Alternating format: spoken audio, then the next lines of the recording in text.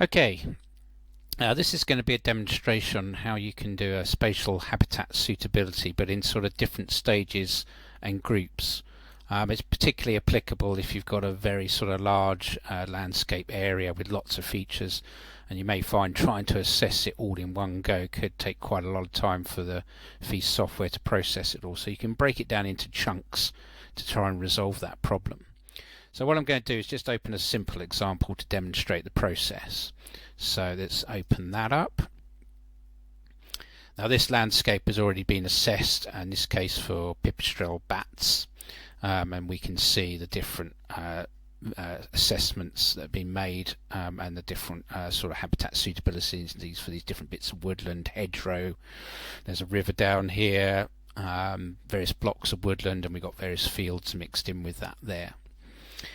Now what it might be is actually you might be working at a much bigger landscape level, and you might be having a cluster up here, a cluster down here, and a cluster down here, and so you perhaps would essentially, rather than do the whole landscape as one assessment as it's set up to do here, you'd break it down into chunks and do them individually. So I'm going to show how you do that, but just on a smaller scale with this area here.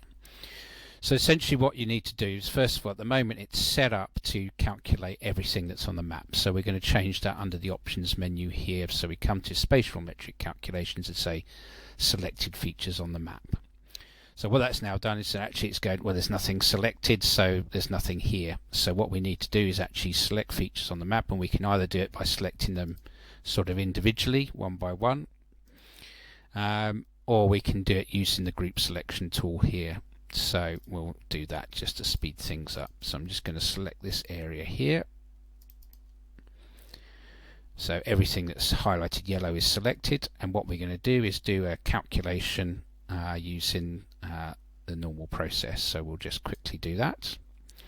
So it's just crunching just for these features here. It's going to ignore all the others.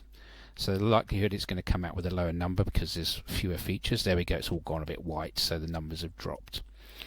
So we've calculated that. What we then might want to do is actually create that into a single group. So we're going to do that first before I go on to do anything else while I remember what that group was. So again, we're selecting the same features. And now I'm going to use the grouping tool, which is here. It's saying, do I want to do that? It's saying there are different feature types. There's a mix of woodland and arable land and hedgerows there. So I'm going to say yes, it needs to be an aggregated features because it's not a single feature type. Do I want to deselect features with yes, with zero habitat suitability? Yeah, we don't want those included in our group because they're not relevant.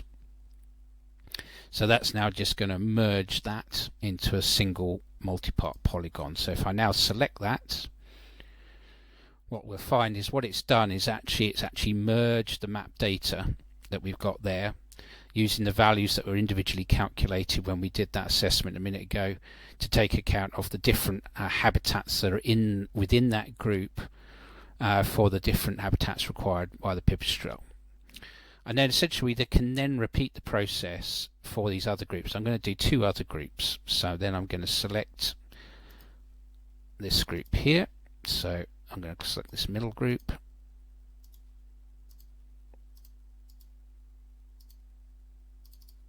And you see what it's done there is accidentally I've selected the top group. Now we don't want that, so I'm going to deselect that from my group that I'm assessing. So that's now deselected. Now I'm going to do the calculation. So this is just for this middle bit here.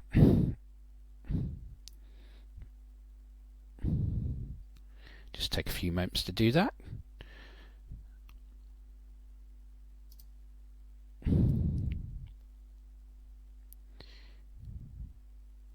So that's now being calculated. Then I'm going to merge that just as we did before with the other one. And again, just be careful that you don't select features that aren't part of that group.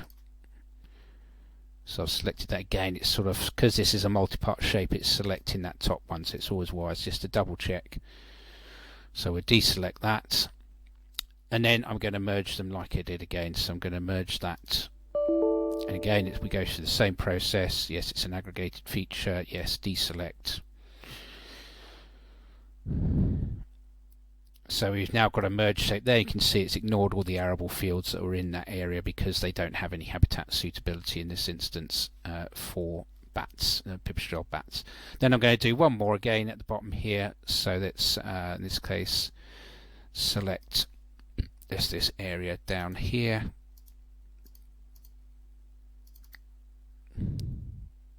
There we go. And then I'm going to do a calculation on that.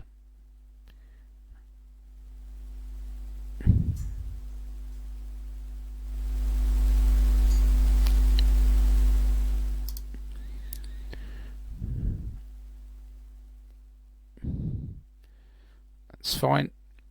And then again, I'm going to merge it into one multi-part polygon. Again, just watch out it doesn't select the previous one. You've got to remember when you've got multi-part polygons, they sort of take up a lot of space and often overlap. So you just make sure that they're deselected. So we've just got those we've done. So we're going to then merge those.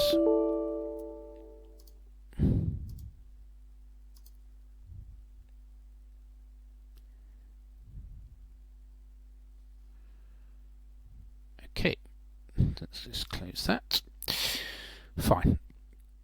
So what we've actually got is we've got a couple of individual shapes left in the middle here. We've got a group down here, a group down here, a group down here, and we've also got a group that's sitting over here. So rather than having sort of 20 or 30 different individual polygons, now we've got sort of 3 or 4 with a few others mixed in between. And they will have different habitat suitability scores due to what they were calculated when they were unmerged and compared to what they are now merged. So essentially these values are representing the habitat suitability in that entire group. So if you can imagine if that was done on a larger scale, you'd have one group up here, one over here, one down here. It would then be a case that actually now those are all sort of in big groups, we now switch off the calculation based on selected features and change it back to all features.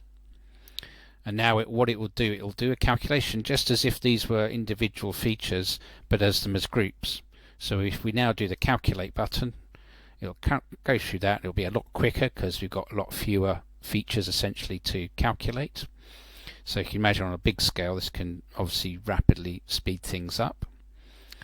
And then it will do a calculation on the habitat suitability of just the features that are now left on the map after we've gone through the merging process. So we go, you can see it's progressing down here, it's almost done.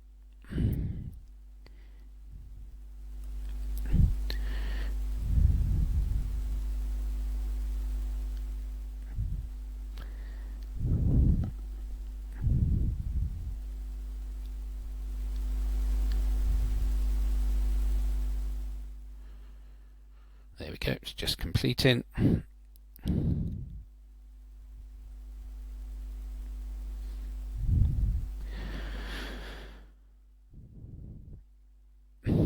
There we go. So we can now see it's actually saying it's these two big blocks here, which are the big blocks of woodland, to be honest, compared to the sort of slightly lower values here. And so if we actually then just put on the key, you'll be able to see the differences with the colour. So we've got a range. None of them are particularly high, given it could go up to 100, but we can see some big differences, which are not unexpected, given the woodland that's present and that suitability for that species. But what it's done, it's just a much simpler process of calculating in a large landscape. Now, of course, it is simpler, but it's a cruder resolution. So it really comes down to what depth of detail you want to go into. If you want to see the finer details of all these different components within this landscape, then you don't do the merged approach. You'd actually do it with all the individual features highlighted. But as I said, once you get out to much bigger landscape scale, which often may be the case with species, bigger species which have greater range, in this case sort of a 2-kilometre range, then you may well be working on this sort of scale for working out the habitat suitability. But in this instance, I'm just demonstrating the process on a finer scale. But essentially, we've got 3 or 4 areas with a few individual features left on, which we then done a calculation for. And so it just gives you the ability to sort of break down the process according to what your needs are. It's just functionality that's in the tool to allow you to do that. That's pretty much it. If you did again want to sort of then start separating out these features, you can do that with the ungroup tool. That's demonstrated in another demonstration video, so I won't show that now. And that's pretty much how you do it. In which case I will finish the demonstration there. Thank you for your time.